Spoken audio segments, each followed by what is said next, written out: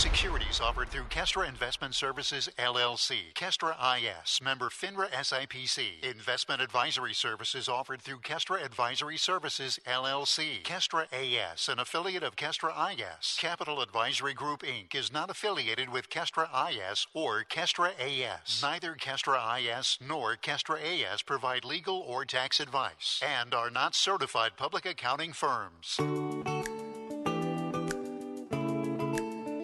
You work hard for your money. For the next hour, you're going to learn how to keep what's yours. Capital Advisory Group presents Keep What's Yours. Here are Josh Gilbert and Jeff Zufall.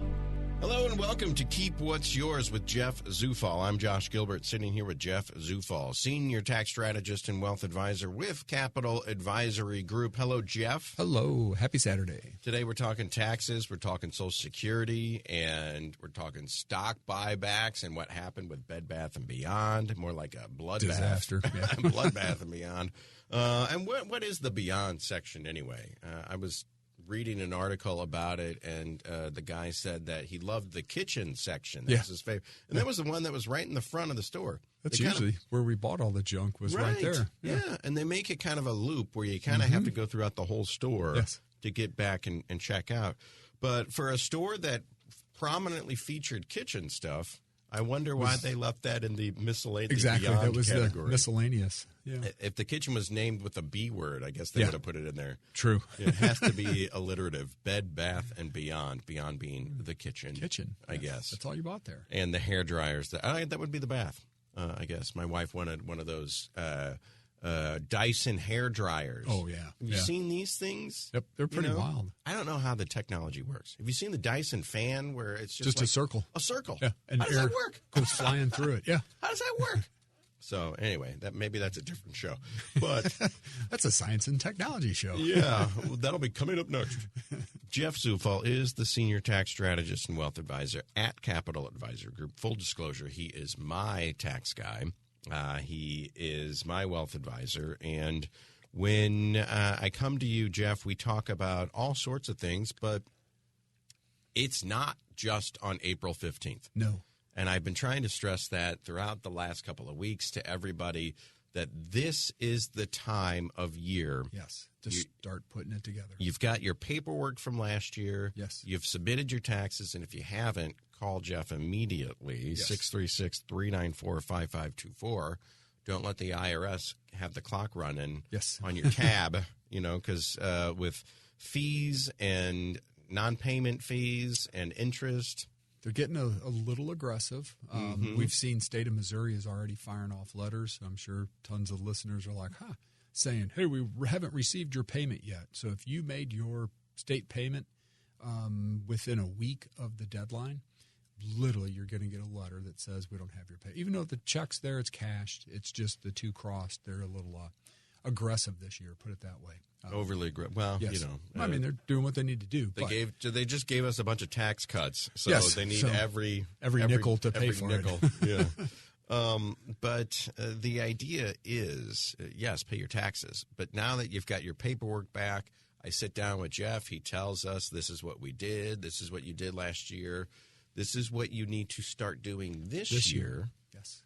To make sure that for the next 7-8 months, that it works for you, that you either don't repeat what you did last year. Yeah. If you owed tax, don't repeat it. There's ways to fix it. Your withholdings weren't enough. Yeah. You're not taking advantage of an FSA that you could be using. Exactly. That's what we're doing, getting some nice kickbacks. Yes. Or in the case of the FSA, I try to tell people this all the time as well.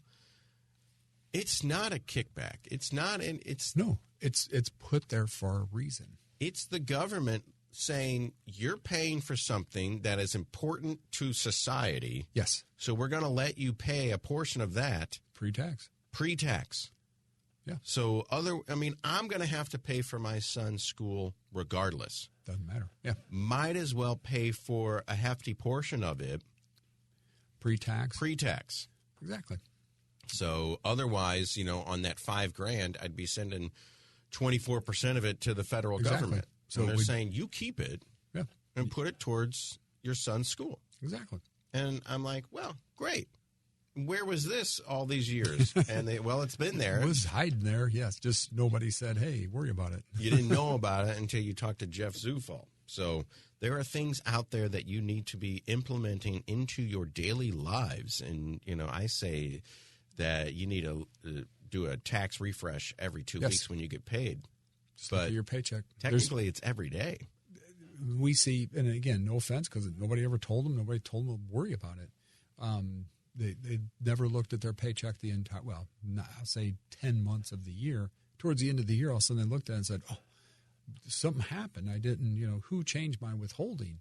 Don't know how or why it did it, but they didn't have federal tax withheld for 9 months, 10 months of the year. Mm-hmm. Kind of an issue. I mean, not an issue. They got to write a check. So to keep from doing that stuff, the concept is pay yourself first, which means take advantage of any program out there, whether it's an IRA, 401k, FSA, HSA, whatever you have access to, so that you could actually pay yourself first instead of just giving a check to the IRS or making estimated payments and paying taxes. You'll never see it ever again. No offense to the federal government, but you'll never see it again. Right. The $2,000 we saved on my son's school, we could put that towards Disney. We could put that towards, a fun pool in the backyard. Anything, and otherwise the government is probably going to buy an $800 toilet seat with it, or it's heated. Yeah, right. No, it probably isn't. It's probably lime green government issue, or what's the military budget up to these days? Jeez, I mean, 80 billion, trillion, something. It was a wild 50% of the budget. It was a wild number. So they're going to spend your money. Yes. But in a case like this, it's like let's let Josh keep it. Exactly. I could do a lot more with that than they ever could. Exactly. So this is the time of year to really look at where you're standing. Take a look at your paycheck stub. And I know that I'm at least doing okay as far as withholdings, because every time I look at it, I get more angry. Wow. Like, wait. Is there anything else I can do? And that's when you go to Jeff, and he says, maybe. Yeah. And it's, again, everybody thinks that there's one thing that you could do to save everything, and that's your silver bullet. There is no silver bullet. There's multiple items throughout the year that you have to do to basically help reduce your tax. And maybe doing one thing is a little bit over here, and doing another thing is a little bit over here. But like I said, when I get a refund and I find out if I didn't do anything, otherwise that $2,000 would have gone to the government. Exactly. Well, now I'm mad. Yeah. Now I'm extra mad. And it's like, wait, that's my money. Yeah. So. And it's written into the tax code. Yes. For us to take advantage of it. Yes. But the only problem is nobody ever told us. Exactly. So, and again, you don't know what you don't know. So you need somebody to help guide you down those paths to say, hey, this would work for you. And sometimes it's a matter of sitting. Just this last week, we had little mini tax appointments where we would sit down with new clients, and say, well, what about this? What about that? We didn't fix the world in the first meeting, but we will in the second and the third meeting. Yeah. It's just to get a good idea on what's out there, what they have going for this year, and then take it the next step and put something together. And once you have the first, second, third meeting and you start putting this, we'll put this in place, and then we'll do that, and we'll do this. Yeah. Does it kind of hit autopilot for the next year? To a degree it does. To a degree it does. Unless you have, like if small business owners, they have changes every year, so that kind of needs to be addressed on a regular basis. Your kids graduate or something. Now you can't take your kids advantage. drop off. Your company changes your 401k. They switch to a new provider. This is something that we've seen pretty predominant in the last 2 years. Say your company goes from Fidelity to Vanguard. When they do that, go and check your beneficiaries of your new 401k. And what takes place is it transfers over hypothetically, but it doesn't ever register. And don't ask me why, but we've seen that time and time again, where people think that, hey, I filled the paperwork out, I should be good, and then it turns out where Vanguard, whoever the new 401k provider is, doesn't have the correct beneficiaries put on there. How do you move a 401k when you move jobs? They do it automatically for you. So there's a whole series of events. There's They'll notify you, hey, we're changing plans in, June of this year. And there's certain federal deadlines they have to make when they do that. And then there's what they call a blackout period, which means you're basically shut down. You can't buy, you can't sell, you can't do anything. Maybe a week, 2 weeks, and then it flips over. And then they, what they call it, port so they'll pick, like if you have an S&P 500 fund in your current 401k, they'll port it over to the new S&P 4 or the best fund that they can find that would match that. And it just shows up, and then you're off to the races. If you switch jobs, that's different. That's different. So a couple of camps of thought on this one. So let's say that you have your 401k sitting out there. The question of the day you have to analyze is when, there's a whole bunch of stuff you got to look at. You could take that 401k and move it to your new company. But again, you are subject to whatever funds are within the new 401k. Okay. And then to get access to that at a later date, you'd have to separate service from your new company. The downfall is if you roll it to an IRA, you don't have if your plan has the ability to take a loan against it, you lose that when you roll it to an IRA. So you cannot take a loan from an IRA at all. And where do we go to get the information on how to do this? Again, this is all stuff that's out there, but nobody really, there's not a 1-800 number that I can call, IRS.com. That would be more to the trustee, whoever the trustee. So you would have like an HR department. They would give you, I'll say, half your information. The trustee, so your Vanguard, your Fidelities, your TDs, whoever's holding it, whoever holds it, you could call them and more. But if you don't know the terminology, it gets really tricky to try and say, hey, this is where I want to go. Mm-hmm. One of the big ones that's out there that people, I would say, miss all the time. We see it after the fact. They'll take their 401k and move it to their new employer. It's called net unrealized appreciation. So if you've worked for a company for a long time, the old, Anheuser-Busch, might be a bad, right? InBev, basically, Emerson Electric, the old Monsanto, Bayer, these companies, and you had company stock within your 401k, you literally can do net unrealized appreciation in it, which means if you just roll that thing over to an IRA, whatever your account balance is, you are going to pay ordinary income on whatever you take out in the future, okay? Through NUA, you can actually take the basis of the stock that you purchase within that 401k, roll it out to a brokerage account, taxable brokerage account. So let's say that your average share price that you've bought over the last 10 years comes out to be $25 a share. But it's worth $50 a share today. You roll it out. You pay tax on the $25 that you roll out, ordinary income, and it becomes a capital gain that you get to pick when you do it in the future. Save a ton of money on it. Interesting. So you can only do it if it's company stock. So you'd have to, work for Bayer and have Bayer stock, which they don't do that anymore, but just as an example. But, an old InBev, any of the Fortune 100 companies would allow you to do that. And that's something that you just don't know about. You don't know about what you don't know. You don't know what you don't know. And that, just talking right now, I'm only probably processing about 35% of what you just said. But what I heard was there's a way to do it. To reduce your taxes. To reduce your hugely. taxes. Yes. And so what I would say to the listeners, and you've got a book. It's called Keep What's Yours. You kind of read through it. It's really easy to read. It gives you a lot of good ideas, and you dog-ear the pages. That's it. And then you go in and see Jeff, and you say, these are the things I want to talk about. Mm-hmm. You hear the ideas of these things, and then you look at your own life, and you say, well, I probably fall into that arena. Then the next step is, how do I actually do this? And use it to your advantage. And that's where Jeff comes in. You kind of need somebody to get you across the finish line. And that's who you can call, 636-394-5524, CapitalAdvisoryGrp.com.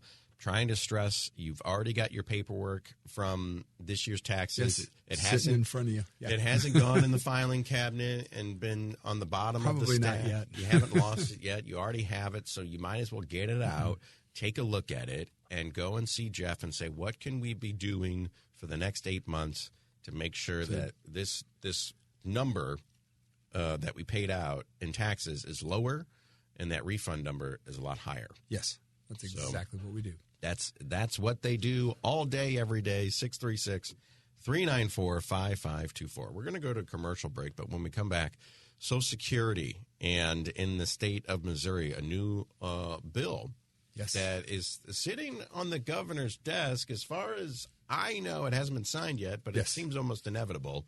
It addresses Social Security tax and property tax. If you're over 65, will your property tax be frozen and never go up from here on out? We'll talk about it on the other side of this. Keep What's Yours with Jeff Zufall, CapitalAdvisoryGrp.com, and the number again, 636-394-5524. Keep What's Yours continues with Josh Gilbert and Jeff Zufall.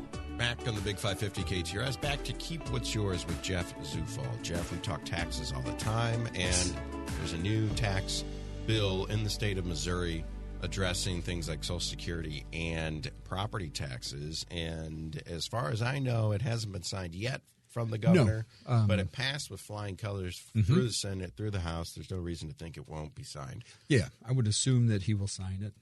So the cool part of this is in the I'll say the tax law as it sits today.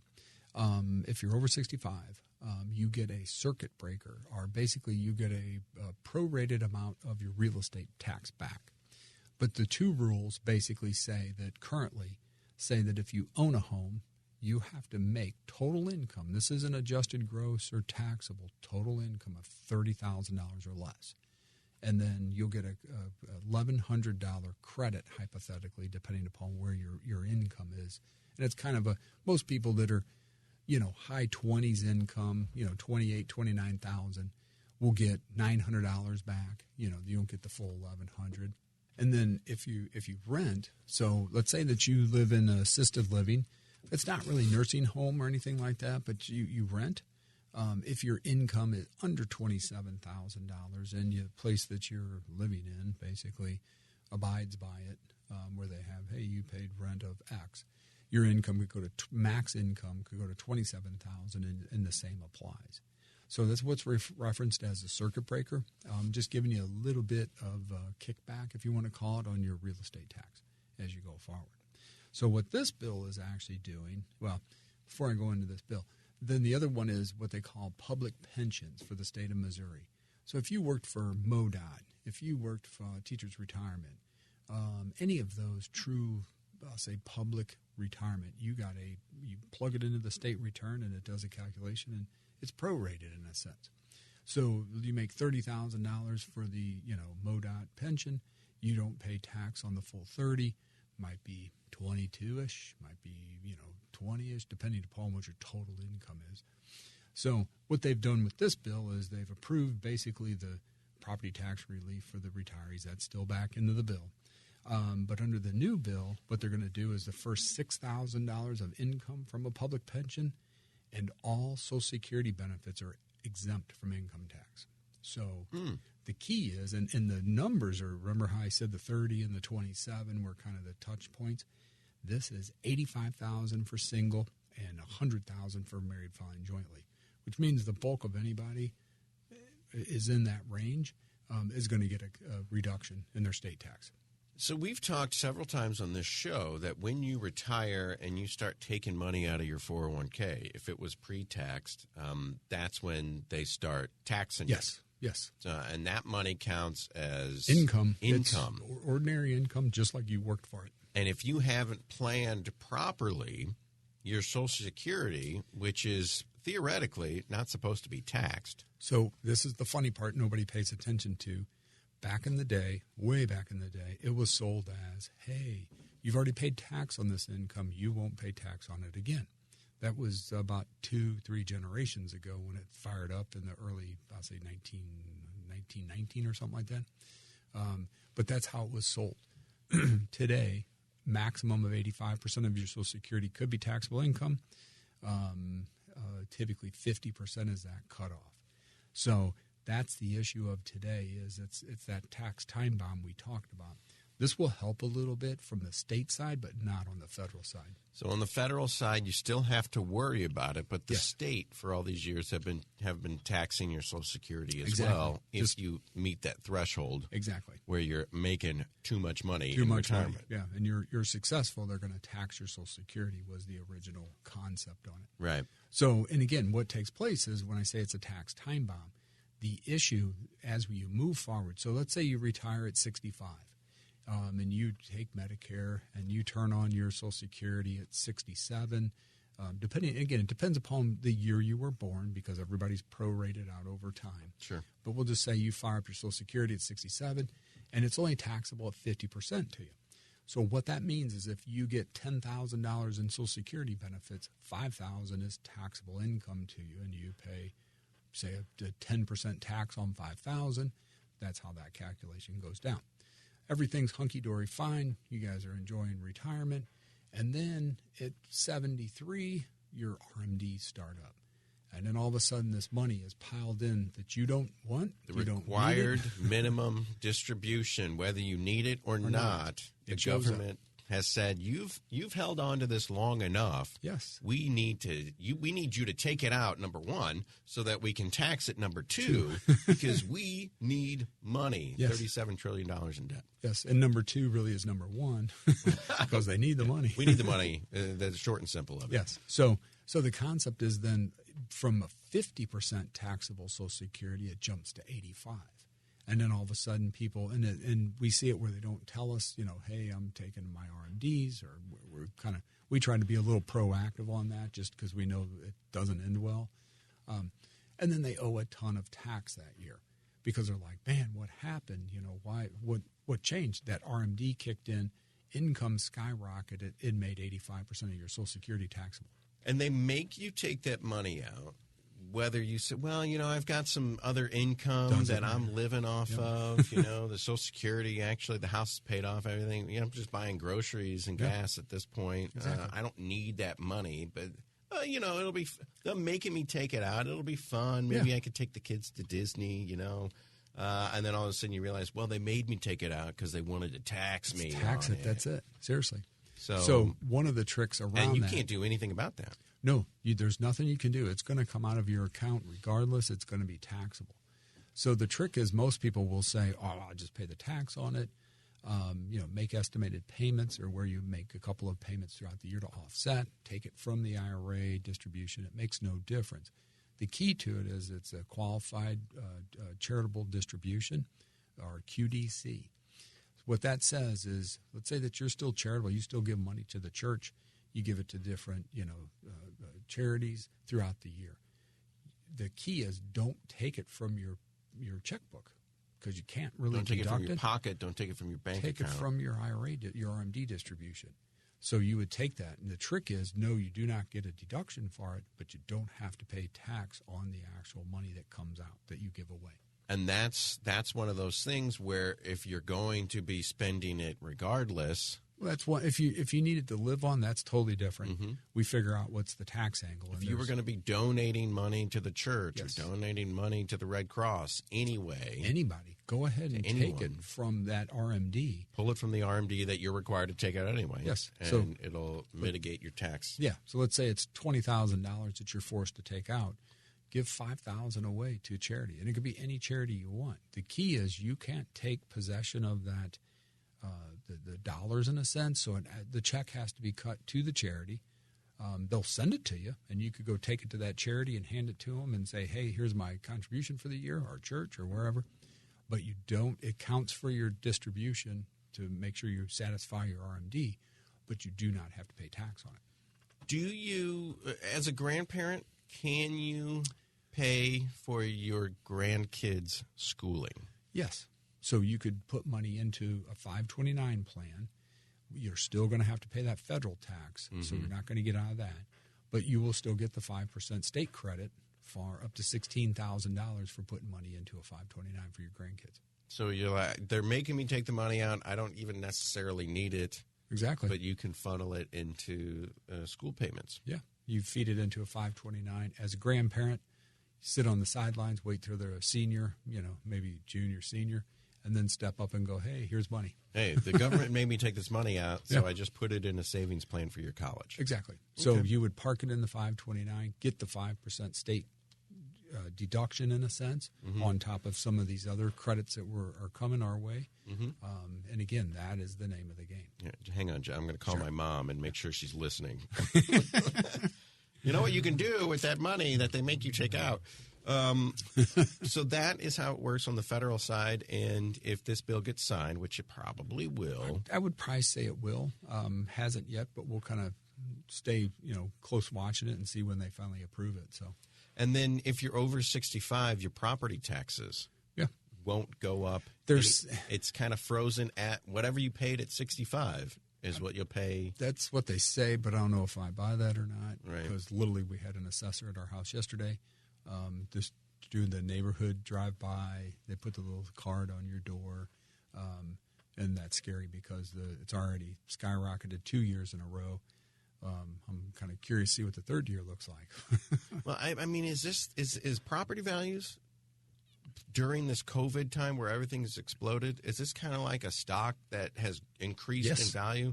It doesn't do you any good unless you're actually selling. Yeah. And then you get, hypothetically, this higher price, but they can base all of their revenue that comes into the counties. Hey, great, my neighbor just sold his house for $200,000 more than what he... Well, and then they take that and come back and go, well, hey, the average house in this neighborhood is now twice what it was. Great for Jim, but now my property values are through the roof. Terrible for anybody else that's still living in the neighborhood.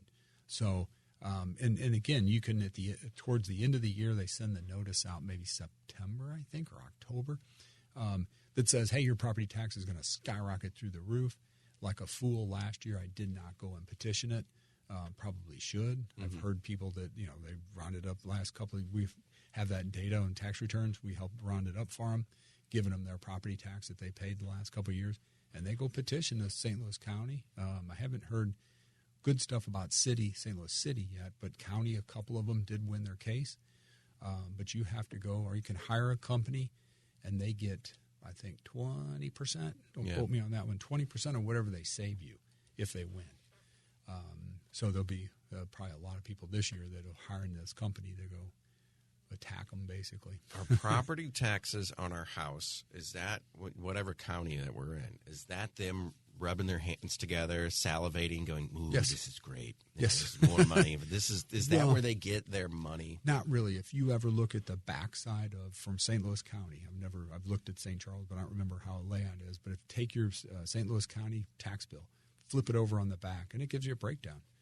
Special school district gets the bulk of the money, like maybe 10% or something like that. And it'll line item everybody that gets a piece of the action. The fire districts, and then it goes into your standard school district, and so on and so forth, going down. So okay. Is that how they did? They don't get any of my income taxes, no. But they'll get sales taxes and business taxes and all that stuff. Yeah, the only place that gets a piece of your income, City of St. Louis. If you live in the city or work in the city, they take the 1% tax. State of Missouri State of Missouri gets it for anybody that is a resident of the state of Missouri. And then the federal. Non-resident, too, and then the federal. Okay. How are schools paid for? Do we have time for this? That property tax. The property taxes. That pays the bulk of, if you look at it, St. Louis County, again, go to the top. Special school district gets the chunk of the allocation.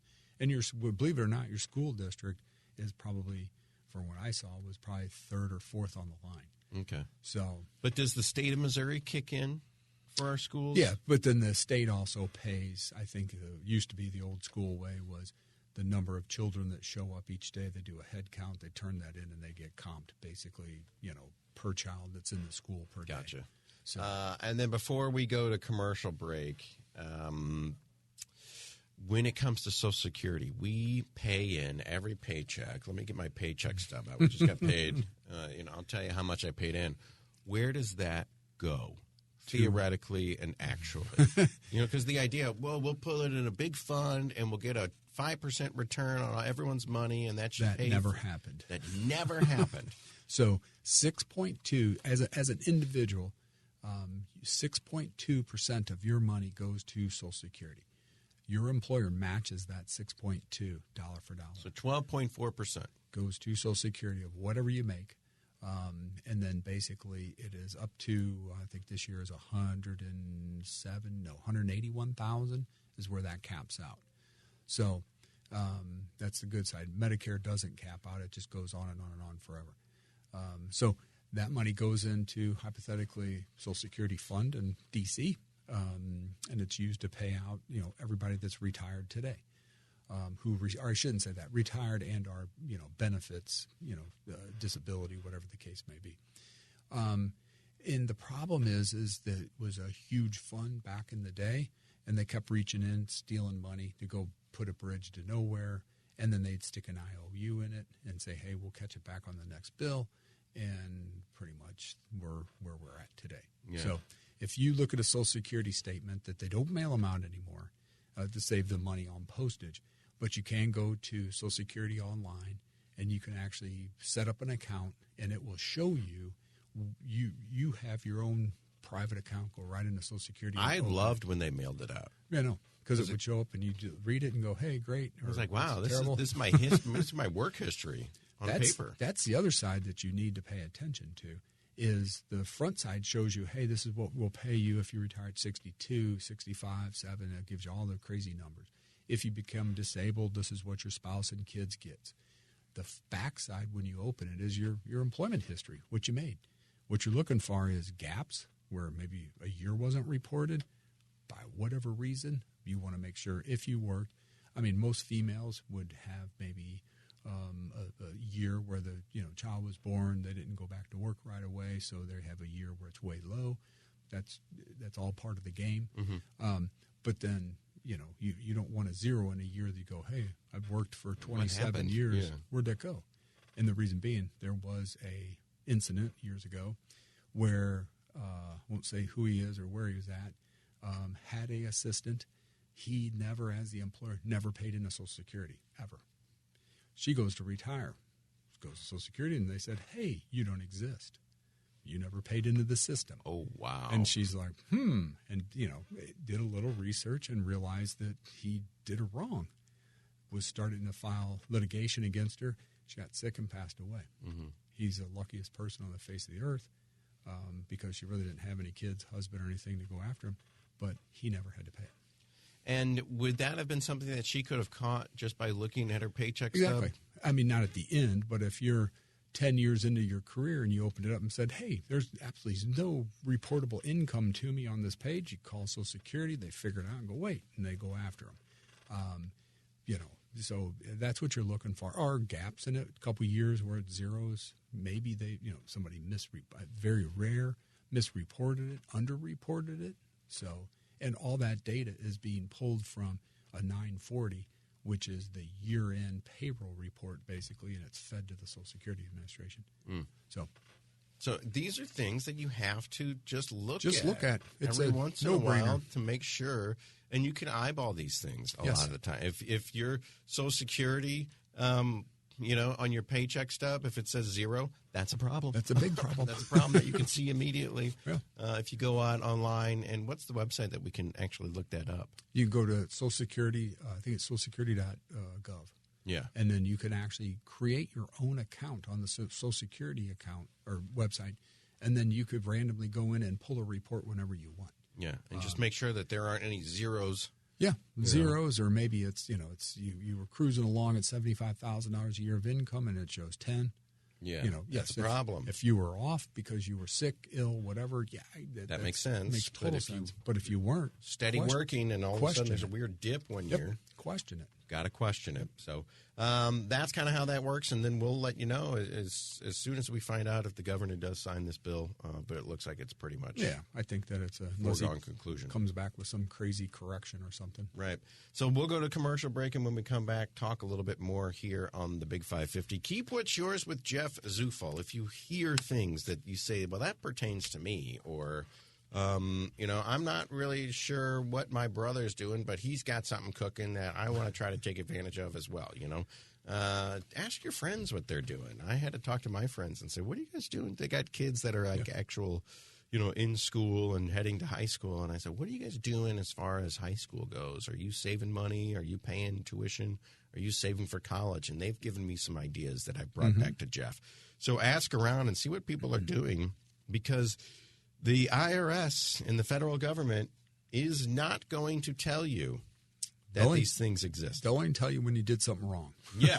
They're not going to tell you all the good things that you could take advantage of. Exactly. Because when you ask them, that's not our job. Yeah. Whose job is it? Well, it's Jeff Zufall's job to let you know what you can take advantage of tax-wise to keep more money in your pocket, keep more money on your paycheck, and keep more money going to you and not the federal government. 636-394-5524, CapitalAdvisoryGrp.com. And if there isn't anything that you're doing for tax savings, Jeff always says there's probably something you could. Just one or two little things. That's it. There's got to be something out there for you. Let's find it. 636-394-5524. If you say, the government can have as much of my money as they want, well, okay, fine. But I don't think that person exists. No. 636-394-5524. We'll be back right after this. Keep What's Yours continues with Josh Gilbert and Jeff Zufall. Back on the Big 550, back to Keep What's Yours with Jeff Zufall. I'm Josh Gilbert, Senior Tax Strategist. That's Jeff. And Wealth Advisor Jeff again with Capital Advisory Group. Me, I'm just a guy that goes to Jeff and asks him, Jeff, save me some money. Let me keep more in my pocket. And he does it. It's like magic. 636-394-5524. Jeff will say, more math than magic. It's more math than magic. Yeah, a lot more math. I wish there was magic in it, but it's pretty boring. Yeah, wave the wand and all the paper just files itself. And files and goes in the shredder and goes in the file. Yeah, perfect. Off to the golf course. Yes. So we saw a story in the news, obviously a couple weeks ago, maybe even over a year. We've heard that Bed Bath & Beyond has been in trouble. Yes. But now it's official, filing for bankruptcy, and we know why. Yeah. And it's this thing, the stock buybacks. Yes. Has been their problem. Yes. There's a few other items, but the one that is going to be the big thing. Yeah, you can blame Amazon, people ordering things. Yeah. Big box stores are probably hurting across the board. Retail in general is hurting just because of what, kind of this, I'll say a shift as we go forward. But Bed Bath & Beyond used the stock buyback program to basically, you'll see this, maybe once they dig deeper into the bankruptcy, it'll pop up and these guys there'll be a clawback where they're going to give some of their money back. But a stock buyback really is designed to reduce the number of outstanding shares in the open market and put them as treasury shares, which means the company just sits on them.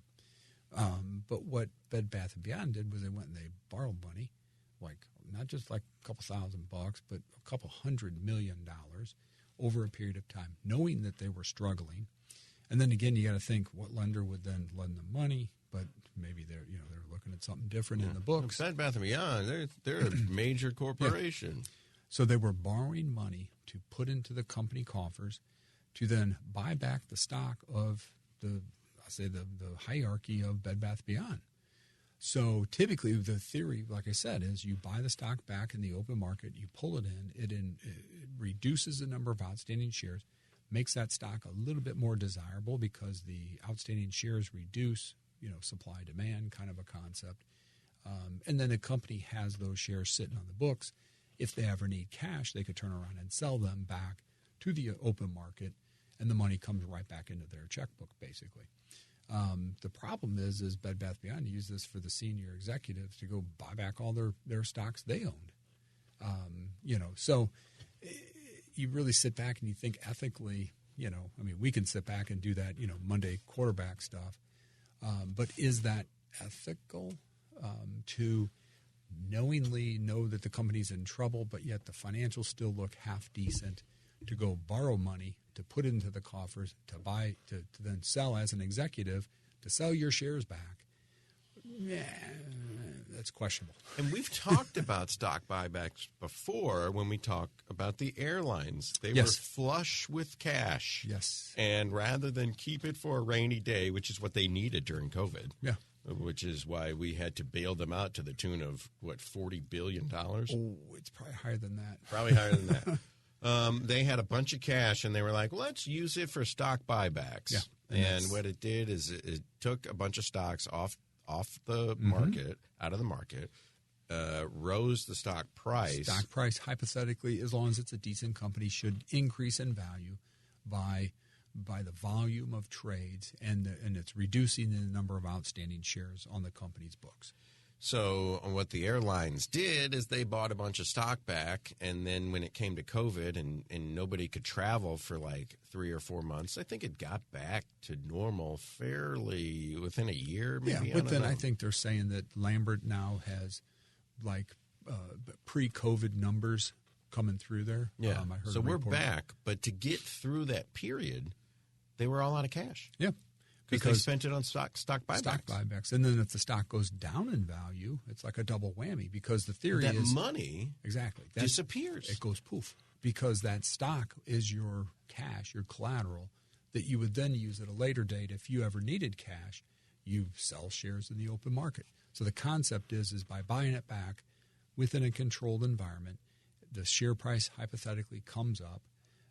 Then you could turn around and resell it and make money on that transaction. And a stock is only worth something to you. We won't talk about dividends and other things, but a stock is only worth something to you when you go to sell it. Exactly. It's basically you got to look at it from what they reference as an intrinsic value, which means what's the underlying factors that are taking place there that you could actually sell that and still get more than what you paid for. So in Bed Bath & Beyond, and I think they started stock buybacks, and they didn't have cash on hand to do the stock. The airlines did. They borrowed money to do the stock buybacks, and now the creditors are saying, you owe us your monthly loan payments due. And well, that started their bankruptcy as they defaulted on a loan, and the loan was used to do stock buybacks. But starting in the mid-2000s, and, I think they stepped it in overdrive in like 2015 or so, if I had Bed Bath & Beyond shares, they probably went up for a little bit. But if I wasn't paying attention and I went to go, they're doing pretty poorly, let me go sell them now, it's worthless. Too late. I mean, there's 18 cents a share. I don't even know. At what point do they say, look, we're not even going to let you buy this stuff. It's worthless. Well, most broker-dealers will not let you buy it, knowing their situation. They'll actually bar the trade just because they know that that's a sinking ship. Now, there are companies out there that will go scoop up 100 million shares of Bed Bath & Beyond at 15 cents a share and just sit and see what happens. But typically, the shares are deemed worthless at some point in time and say, hey, boom, your money's gone. Have a nice day. So there are people out there, the shareholders, that's everyone, right? And then there's people on the board who are pulling the levers for these things. Exactly. Do they get to say, we're going to do stock buybacks, and the first stocks we buy back are going to be ours? They shouldn't by SEC rules. It's supposed to be uniform, straight out. If I own a share of Bed Bath & Beyond, someone should have mailed me a letter saying, hey, they're doing stock buybacks. Would you like to be part of this? Yes. Hypothetically, you get the same treatment that they get, you get. And it should be, it's a notice that may come through your brokerage statement. Nobody really holds individual stocks, as an individual stock anymore. They'll kick it off to ComputerShare, or one of those companies. But really, they're just a holding company, and that's it. So they'll hold your stock for you. They won't really transact unless you call them. So in some cases, you never see the notice. Even though it comes through that statement, people just don't pay attention to it. So I might have not even gotten an opportunity. Yeah, to jump in there because it might be buried on page 7 of your brokerage statement, or maybe it was a one-line item, on your like a TD account or something like that. Just a line item could be right underneath the holding for that stock. But it's not like they will single you out, mail you something and say, hey, make sure that you take care of this. Yeah. But the senior executives who all put it in play know the game. They know what's going on. They could step up to the line first and say, I want to sell half of my shares. Well, pay me. We borrowed a bunch of money. Pay me that in cash for my shares. Yeah. And now the other half that I still own they did it worth double. Well, hypothetically. So They did it in, I think, 3 or 4 different tranches, in a sense, where they borrowed money. They did a buyback. The bulk of the senior executives sold off. Then, and that's always something that you pay attention. You always pay attention to, what are the owners, what are the senior executives? Are they buying or selling shares? If they're buying, that means that they're invested in their company, and they think it's going to do what it needs to do. If they're selling, that typically is a huge, read deeper or dig deeper and see what in the world's going on. So like with Elon Musk, if he sold a bunch of Tesla shares so he could buy Twitter. That's different. Everybody know what he's doing and why. Yeah, exactly. But if he just started selling a bunch of Tesla shares, you go, and you didn't know why. Why? And that's the question is why. Or you may see red flag. One executive sell, $100 million one day. But typically, it's because they're buying a piece of property, or they have some other. They're average.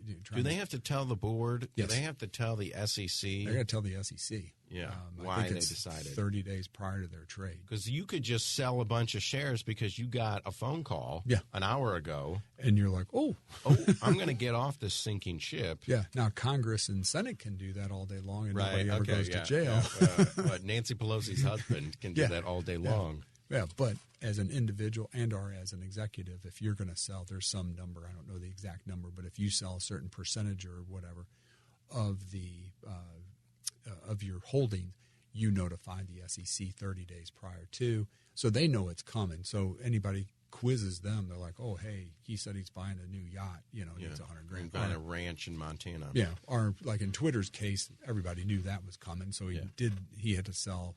I think he sold it in 2 giant blocks. So, yeah.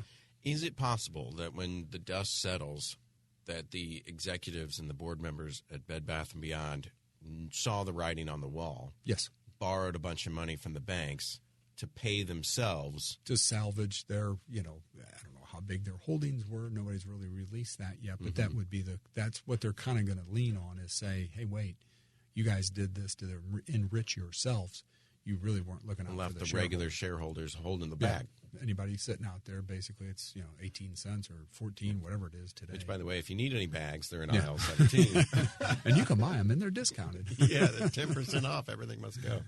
Well, that's interesting, and it just seems the whole stock buyback thing. The more you dig into it, it just seems rife for in this corruption. Case, I think this case you're going to see here some clawback in a sense, and what that means is the federal government's going to come along once they figure it out, let them go through bankruptcy, they figure everything out, and then they're like, hey, wait, this isn't right, doesn't look right, doesn't smell right, and they make those guys pay money back to the regular, either the debtors of Bed Bath & Beyond, people they borrowed the money from, or the poor shareholders who are left stock's worth 18 cents now, and they can't even sell it. Can't sell it because nobody wants it. And then, but when in the case of Southwest Airlines, it's like you had a bunch of cash on hand, you did stock buybacks. When you needed to do was update your travel system, your computer system. Hey, I got stuck Colorado.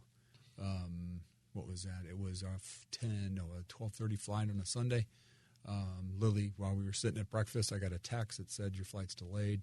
About 20 minutes later, I got another one said it's delayed even more. And then the third one said your flight's canceled. Yeah. Thanks. Went to the airport, and they're like, and this was a Sunday. They said, we can get you out of here at 6:30 Tuesday night. I'm like, what? Tuesday night. I was like, I'd love to stay here, believe me, but I can't. But I cannot.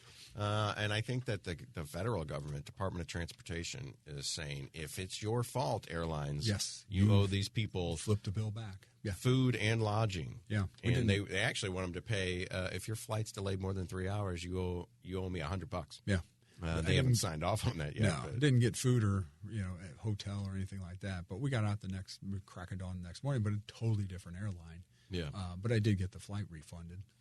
So what could Southwest have done with that money? They could have reinvested in their computer systems. They could have given it to their employees in the form of bonuses. They could have bought new airplanes with it, but they'll probably end up, and I'm not going to talk about one specific airline. I'll talk about industry-wide.